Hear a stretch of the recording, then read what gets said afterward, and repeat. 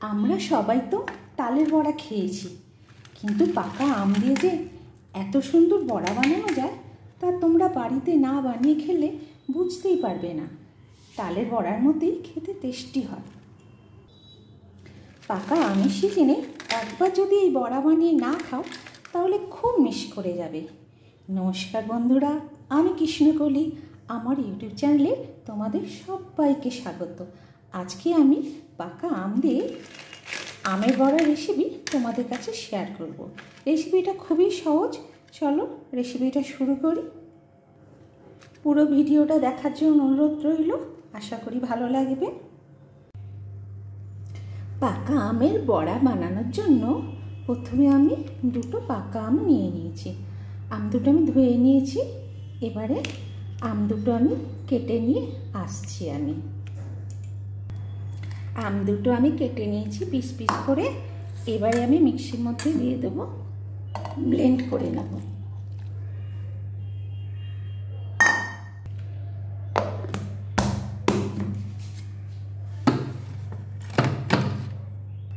আমার ব্লেন্ড করা হয়ে গেছে,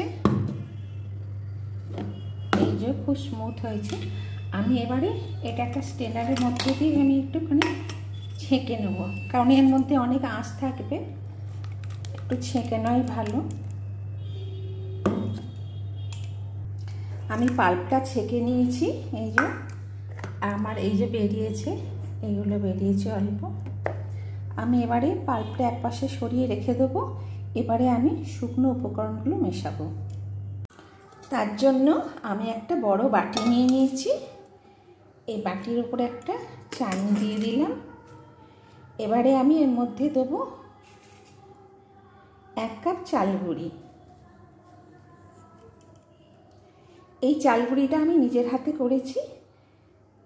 চালটা যে কোনো চালই 20-25 মিনিট একটু ভিজিয়ে রাখতে হবে, তারপর জল ঝরিয়ে মিক্সিতে ব্লেন্ড করে নিয়ে একটুখানি চেলে নিলেই এই চাল গুঁড়িটা রেডি হয়ে যাবে। যে কোনো চালের গুঁড়িই নেওয়া যেতে পারে, আমার এটা গোবিন্দভোগ চালের গুঁড়ো। তারপর আমি দেবো 1/2 কাপ ময়দা। 1/2 কাপ ময়দা দিয়ে দিলাম। এবারে এই দুটো আমি একটুখানি চেলে নেব।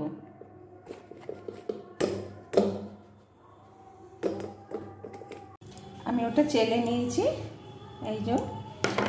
এরপরে আমি দেবো 1/2 কাপ সুজি।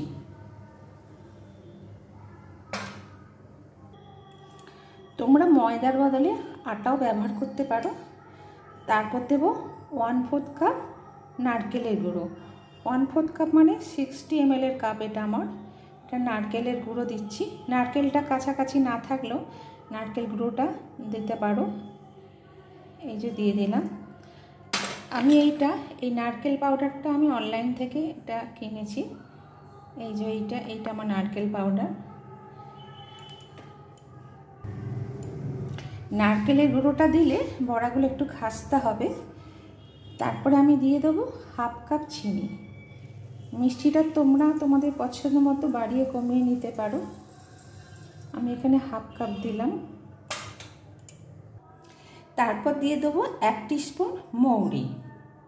মৌরিটা আমি একটুখানি শিলে একটুখানি থেতো থেতো করে নিয়েছি। এই যে এরকম করে নিয়েছি, এটা আমি দিয়ে দেবো। আর আমি দিয়ে দেবো 1 চিমটির মতো নুন। যে কোনো মিষ্টি ডেজার্টে একটু নুন দিলে টেস্টটা ভালো হয়। আর দেবো 1/2 কাপ পাউডার দুধ। আমি যে 10 টাকার দুধের প্যাকেটগুলো পাওয়া যায় আমুল স্প্রে, তার তিনটে প্যাকেট দিয়েছি, সেটা আমার 1/2 কাপ হয়েছে। 1/2 কাপ মানে 125 ml আমি এইটা দিয়ে দেবো। পাউডার দুধ দিলে বড়াটা খেতে ভালো লাগবে। সব শুকনো উপকরণগুলো দেওয়া হয়ে গেছে। আমি এবার এটা ভালো করে মিশিয়ে নেব। আমি এটা হাত দিয়ে মিশিয়ে নিচ্ছি ভালো করে, খুব সুন্দর করে মিশিয়ে নিতে হবে।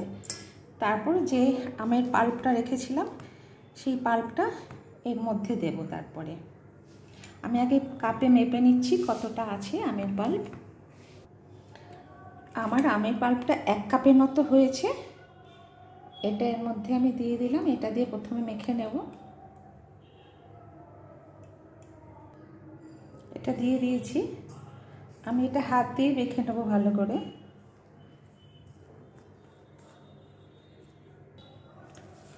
এটা খুব সুন্দর করে মেখে নিতে হবে।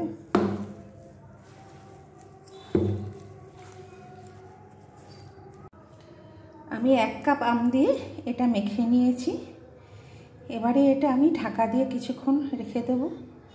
আর আরেকটা কথা বলতে ভুলে গেছিলাম, আমের পাল্পটা কিন্তু আমি আমটা যখন ব্লেন্ড করেছি কোনো জল ব্যবহার করিনি। হ্যাঁ, এবারে এটা আমি ঢাকা দিয়ে রেখে দেবো 30 মিনিটের মতো। ততক্ষণে চিনিটা, এর মধ্যে যে চিনিটা আছে সেটাও গলে যাবে, আর সুজিটা দেওয়া আছে সেটাও একটু ফুলে যাবে।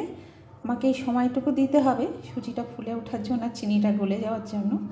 আমি 30 মিনিট ঢাকা দিয়ে রেখে দেবো। এটা ঢাকা দিয়ে আমি সরিয়ে রেখে দিলাম। 30 মিনিট পরে আমি আবার আসছি। আমি 30 মিনিট পরে ফিরে এলাম। দেখো ব্যাটারটা অনেকটাই ঘন হয়ে গেছে। দেখো পুরো টাইট হয়ে গেছে, সুজিটাও ফুলে গেছে আর চিনিটাও গলে গেছে। এবারে এটাকে আরেকটুখানি মেখে নেব। মেখে নিয়ে এটাকে জল দিয়ে একটুখানি রেডি করে নিতে হবে। কিন্তু আমি এখন জল দেব না, জলটা পরে দেবো। কখন দিচ্ছি সেটা বলে দেবো। আমি এবারে গ্যাসে কড়া বসিয়ে দিচ্ছি। ব্যাটারটাকে আবার একটুখানি ভালো করে ফাটিয়ে ফাটিয়ে মেখে নিতে হবে। এরকম করে ফাটিয়ে নিতে হবে, আবার খুব সুন্দর করে মেখে নিতে হবে। আমি গ্যাসে কড়া বসিয়ে তেল দিয়ে দিয়েছি। তেলটা অনেকটাই বেশি দিতে হবে, কারণ এটা ডুবো তেলে ভাজবো। এটা আমি রিফাইন্ড অয়েল দিয়ে দিয়েছি। তেলটা গরম হোক, তারপরে আসছি আমি। আমার তেলটা গরম হয়ে গেছে। এইবারে আমি ফ্লেমটা লো টু মিডিয়াম করে দেবো। যখন হালকা ধোঁয়া উঠতে শুরু করেছে তখনই বুঝবো তেলটা গরম হয়ে গেছে। এবারে আমি লো টু মিডিয়াম করে দিয়েছি। বড়া ভাজার ঠিক আগে আমি 1 টিস্পুন খাওয়া সোডা বা বেকিং সোডা আমি দিয়ে দেবো এর মধ্যে। এবারে এই সোডাটা অ্যাক্টিভেট হওয়ার জন্য আমি এর মধ্যে 1 টেবিল স্পুন জল দেব। এই যে 1 টেবিল স্পুন জল দিয়ে দিচ্ছি। আমি জলটা এখনই দেবো বলেছিলাম যেটা।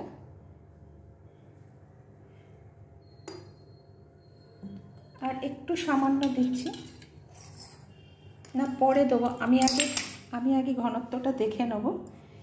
জলটা আমি এখনই দিলাম, আগে দিলে একটু পাতলা হয়ে যাবে। আমি এবার একটু দেখে নিই ঘনত্বটা। আমি আর জল দেব না, আমার ঘনত্বটা ঠিক হয়েছে। এরকমই হবে ঘনত্বটা, যাতে আমি বড়ার শেপ দিতে পারছি। একটু দেখে নিতে হবে এর মধ্যে। এই যে বড়ার শেপ দেওয়া যাচ্ছে, এরকম করে এরকম দেওয়া যাচ্ছে। এরকমই ঘনত্বটা হবে। বেশি পাতলা হয়ে গেলে বড়ার শেপ দেওয়া যাবে না, আর বেশি ঘন হয়ে গেলে বড়াগুলো শক্ত হয়ে যাবে। আমার ব্যাটারটা একেবারে রেডি হয়ে গেছে। এবারে তেলটা রেডি হয়েছে কিনা আমি একটু দেখে নেব, চেক করে নেব। আমি তেলের উপর সামান্য একটুখানি ফেলে দেখবো এটা ভেসে উঠছে কিনা। ভেসে উঠলে বুঝবো এটা হয়ে গেছে। এই যে আমার এটা ভেসে উঠছে, এটা ভেসে উঠেছে, তার মানে আমার তেলও রেডি হয়ে গেছে। আমি এবারে বড়াগুলো ছাড়বো। আমি এটা তুলে নেব। এই যে এটা আমি তুলে নিলাম। আমি একটু ওয়েট করছি, তেলটা একটু গরম আছে, আর একটু কমুক। আমি একটু ওয়েট করছি, তারপর বড়াগুলো ছাড়বো। গ্যাসের ফ্লেম কিন্তু একদমই বাড়ানো চলবে না। যেরকম ফ্লেম আছে লো টু মিডিয়াম, এই ফ্লেমেই ভেজে যেতে হবে। ফ্লেম বাড়িয়ে দিলে বড়ার বাইরেরটা ভাজা হয়ে যাবে, ভেতরটা কাঁচা থেকে যাবে, সেটা ভালো হবে না। ফ্লেমটা এরকমই থাকবে। আমি 2 মিনিট অপেক্ষা করলাম। এবারে বড়াগুলো আমি ছাড়বো।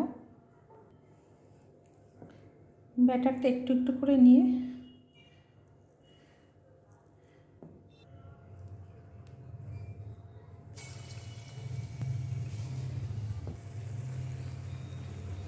ছোট ছোট করে গোল গোল করে ছাড়তে হবে।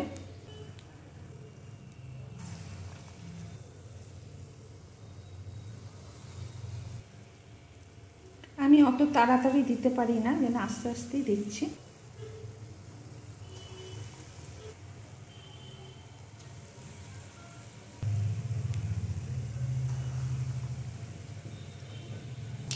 সঙ্গে সঙ্গে উল্টাবো না, যখন এগুলো ভেসে উঠবে তখন উল্টাবো, আস্তে আস্তে তখন উল্টে দেবো।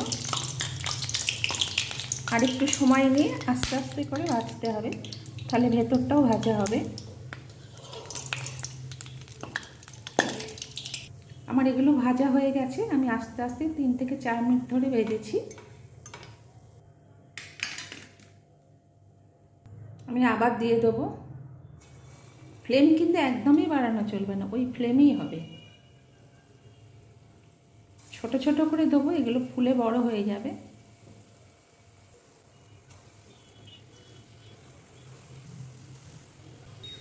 আমি এবার এগুলোকে উল্টে উল্টে দেবো।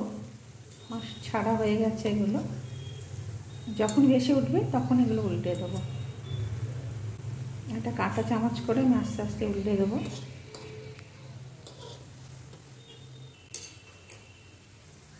আমি বড়াগুলো প্রায় 3 থেকে 4 মিনিট ধরে ভাজছি। আমি কিছু পরে পরে দিয়েছি বলে কিছু কিছু রেডি হয়ে গেছে, আর কিছু কিছু ভাজা বাকি আছে। যেগুলো আমার হয়ে গেছে আমি সেগুলো তুলে নেব, আর যেগুলো পরে পরে দিয়েছি সেগুলো বাকি রয়েছে এখনও। দেখতে খুব সুন্দর হয়েছে বড়াগুলো। এই যেগুলো আগে দিয়েছিলাম সেগুলো হয়ে গেছে। এখন এইগুলোকে আরেকটু ভেজে নেবো লাল লাল করে। এগুলো হয়ে গেছে, আমি এগুলো রেখে দিলাম। দেখেছো কত সুন্দর হয়েছে? আমি এইভাবে সমস্ত বড়াগুলো ভেজে নিয়ে আসছি।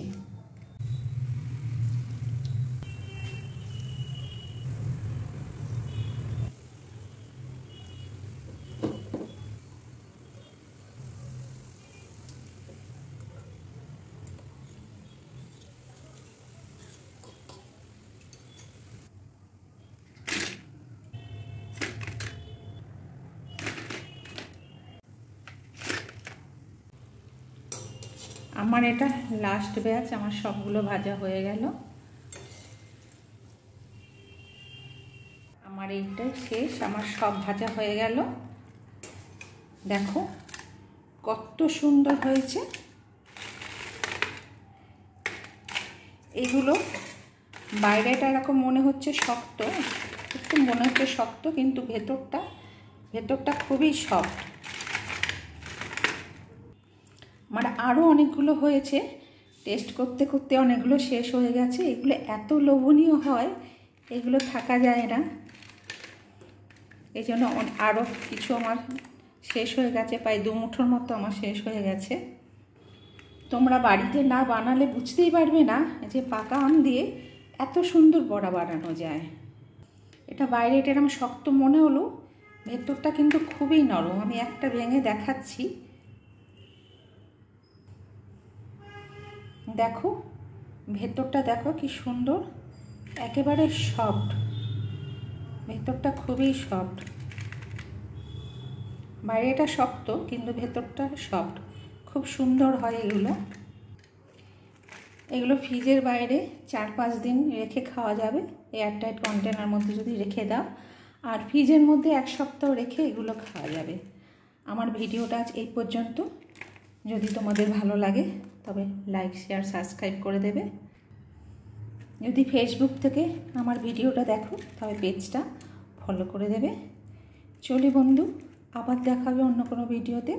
ততক্ষণের জন্য বিদায় নিচ্ছি। ভালো থাকবে, সুস্থ থাকবে।